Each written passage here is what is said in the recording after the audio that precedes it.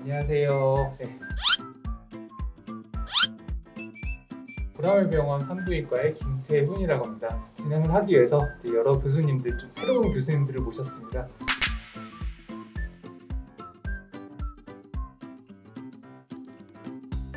기존에는 이제 항암제라고 하면 이제 세포독성 항암제입니다. 항암제가 이제 투여가 되면은 암세포를 필두로 한 가장 이제 빨리 자라는 세포들을 죽이는 그런 항암제를 많이 썼었는데요. 최근 한 10년 전, 10년 좀 더 된 것 같습니다. 2000년대 중반부터 표적 치료제랑 이제 면역 항암제들이 이제 속속 개발이 되고 있고, 이거를 언제 써야 될지 이제 의사들이 고민이 많이 되고 있습니다.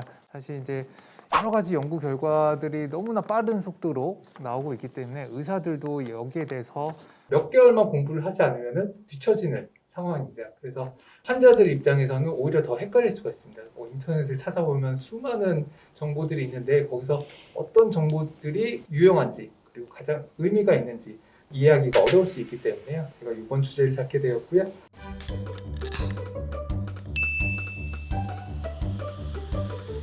정말 이제 면역 항암제나 표적 항암제 설명하려면 일단은 외래가 정말 바쁘거든요. 네. 외래 몇 분 안 되는데 이거를 어떻게 짧은 시간 안에 설명할지 고민을 많이 했었는데요.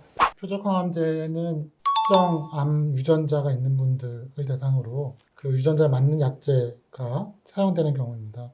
폐암 진단받았을 때 기본으로 해야 되는 표적 유전자 검사가 벌써 7, 8가지 정도 되거든요. 그만큼 다양한 표적항암제가 개발되어 있고, 따라서 처음 진단 시에 맞는 유전자인지를 적절히 검사하는 게 아주 중요할 것 같습니다. 예전에는 약물이 직접 그 암세포를 공격했다면 면역항암제는 우리 몸에 있는 면역세포를 활성화시켜서 그 면역세포가 암을 공격하게 만드는 기전입니다. 전혀 기존의 항암제랑은 전혀 다른 개념이고요.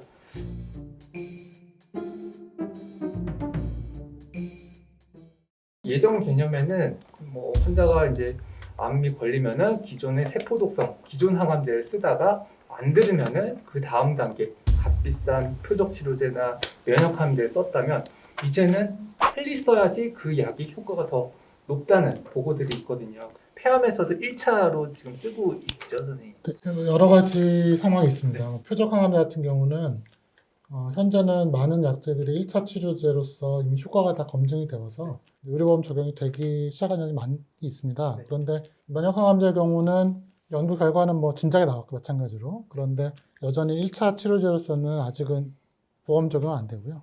본인 부담으로 사용을 할 수는 있고, 면역항암제는 대부분 폐암에서는 2차 치료제로 사용을 하고 있습니다. 최근에는 이제 1차 치료에서도 단독 치료뿐만 아니라 항암제랑 병용하는 게 더 치료 효과가 좋다라는 연구 결과가 나와서 진료 가이드라인 상으로는 그렇게 치료하는 게 가장 바람직한데, 이게 의료보험 적용 안 되기 때문에 사실은 좀 어려운 면이 있습니다. 환자분한테 약을 선택하는데 중요하게 급여 여부가 중요하게 작용하는데요. 자유롭게 쓸 수 있으려면 이제 급여까지 적용이 돼야 됩니다. 최근 자료는 아니지만은 얼마 전까지만 해도 허가를 받은 이후에 실제 급여 등재될 때까지 2년 걸린다는 통계가 있었습니다. 지금 많이 짧아지긴 했는데요. 실제 임상 현장에서 어려운 점들이 치료 효과가 있다라고 검증이 되었는데, 근데 아직 급여 안 되니 환자한테 이거 말을 하기도 좀 부담스럽고, 워낙 고가니까요. 안 하자니 이런 좋은 치료가 있는데 알려주지 못해서도 안타깝고, 이런 좀 괴리감이 있는 것 같습니다. 소화기암에서는 이런 면역항암제나 표적항암제가 1차에서 쓰이고 있나요? 간세포암 같은 경우에는 이전에 전통적인 세포독성 항암제를 썼을 때 그다지 효과가 없었습니다. 이 간세포암 같은 경우에는 특징이 혈관을 아주 잘 생성하는 그런 암이고, 그것을 억제하는 표적 치료제를 써봤더니 효과가 아주 좋았습니다. 그래서 2007년도부터 소라페닙이라는 약이 사용되기 시작하였고 1차 치료제로 정립이 되었습니다. 이후에 나온 약이 엠바티닙이라는 비슷한 약물이 나왔고, 그 두 가지 약은 알약으로 되어 있고 먹을 수 있어서 아주 간편하게 치료를 할 수 있습니다. 최근에 NEJM이라고 아주 유명한 네, 저널이죠. 의사들의 꿈의 저널입니다. 네네네. 대평생 죽기 전에 여기에 저자로 실리면 저는 묘비에 새길 거예요. 묘비에 새길 거예요. 어마어마한 논문입니다. 최근 주사 치료제이긴 하지만은 아테졸리주맙이라는 약과 베바시주맙이라는 약을 두 개를 합쳤습니다. 하나는 면역 치료제고 하나는 표적 치료제, 그 두 가지를 결합을 해서 치료를 했더니 소라페닙보다 더 효과가 좋은 것 같다, 그렇게 되어 있어서 최근 가이드라인에서는 병역요법을 1차 치료제로 권고를 하고 있습니다. 그런 보험 문제가 좀 해결되면 1차 치료제로 널리 쓰일 수 있을 것 같습니다. 고려해야 할 사항이 하나 더 있습니다. 항암 치료를 한다고 해서 완치가 되는 것이 아니기 때문에 다음 치료, 그 다음 치료를 생각해야 되고, 예를 들어서 소라페닙 같은 경우에는 치료를 해서 실패, 그럴 경우에는 다음 약물이 있습니다. 2차 치료제가 보험으로 허가된 것이 있으나 다른 약물들은 그렇지 못한 약물들이 있습니다. 그럴 경우에는 경제적인 부담이 많이 될 수 있어서 거기에 대해서도 고민을 충분히 하고 약제 선택을 해야겠습니다. 저는 이런 주제를 대화하는 게 너무 좋거든요. 왜냐면 사실 학회를 해보면은 자기과 의사들만 만나거든요. 그러니까 다른 과 선생님 만날 기회가 별로 없습니다. 근데 우리끼리 하던 얘기를 다른 과에서도 똑같이 고민을 하고 계시는구나 라는 걸 알게 되니까 저도 너무 재밌고 유익한 것 같아요. 암 치료라는 게 이제 국소 치료로는 방사선 치료와 이제 수술이 있고, 그리고 이제 전신 치료로는 항암제가 있는데요.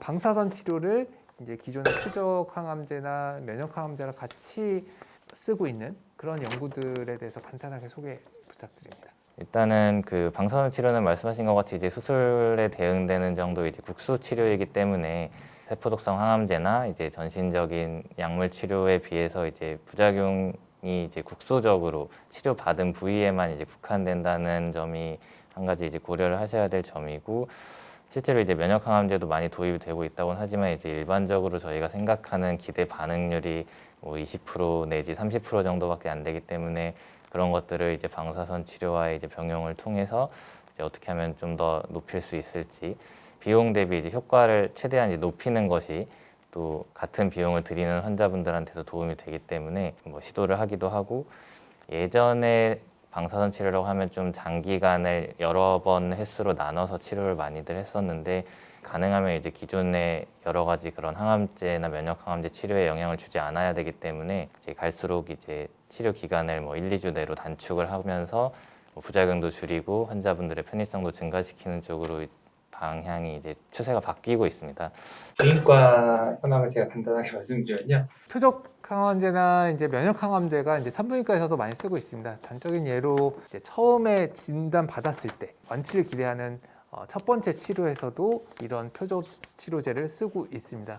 효과가 큰 분들한테만 급여 적용을 해주고, 효과가 있기는 있지만 그만큼 크지 않은 분들한테는 급여 적용을 해주지 않는 그런 상황이 이제 난소암에서 있습니다. 또 하나 이제 자궁 내막암 같은 경우는 이제 면역 항암제인데요. 세포 독성 항암제보다 이런 면역 항암제를 쓰는 게 더 우수하다는 결과가 나왔습니다. 얼마나 효과가 있는지 그런 것들을 설명을 해서, 그리고 또 환자분들의 경제적 현황이라든지 뭐 실비보험 같은 게 있는지 그런 것들을 고려를 해서 환자분들한테 이제 선택을 할 수 있도록 하고 있습니다. 만약에 암에 걸리신 분들은 이제 선생님이랑 담당 선생님이랑 충분히 상의하셔서 결정을 하셔야 되겠고, 이것으로 그럼 이번 주제는 마치도록 하겠습니다. 감사합니다. 감사합니다.